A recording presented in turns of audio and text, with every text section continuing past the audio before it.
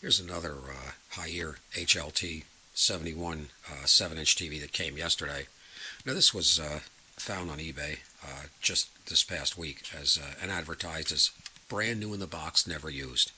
Well, when I saw the box itself, I was kind of dubious about it because it's quite shop worn. There's wear on all the edges, and it's been in and out of the box many times.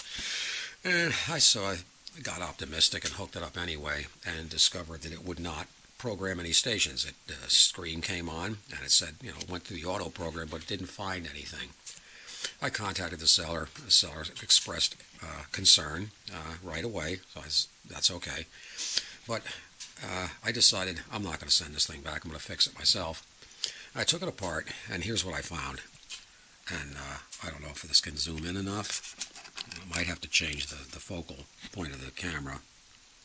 It should be all right. Look at this.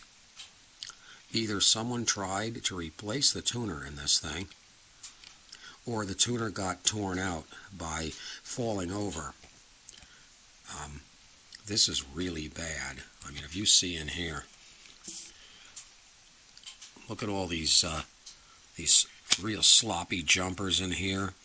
All the pads got torn off when they were trying to replace this tuner, apparently.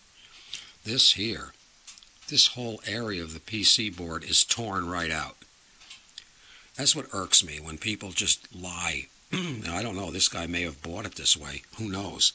But, for one, at least it's proving my point. It wasn't new to begin with. And so this has got to be, I've got to find out where the opens are, because that's where the problem is.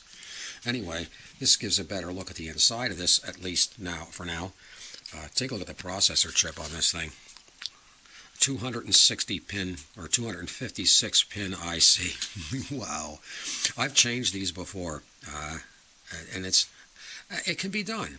The way I do it, I don't know. I take an X-Acto knife and I cut every single one of these legs off, and then take the main body of the chip out, and then one by one I take each one of the legs out.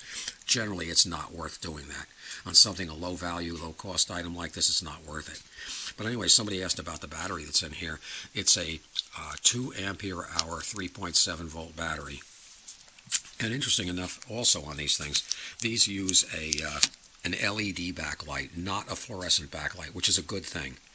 I also have another one of these sets somewhere around here that came in also from eBay, but was in inop. They advertised it as non-working, and the only reason it didn't work was because the backlight doesn't work. So that one I can fix. It's got a DC to DC converter, because the 3.7 volts from the battery is not enough to run the backlight at full brightness. It has a DC to DC converter for those LEDs. It steps up the 3.7 volts to 12 volts, and that part's not working on the other set. But anyway, back to this one. As I say, this one, that's bad news right there, I'll tell you what. Real bad. So we're going to try to fix it. Maybe I'll be successful. I hope I am. If not, I've got a spare remote control, a spare power supply, spare battery, yada, yada, yada. But anyway, that's it.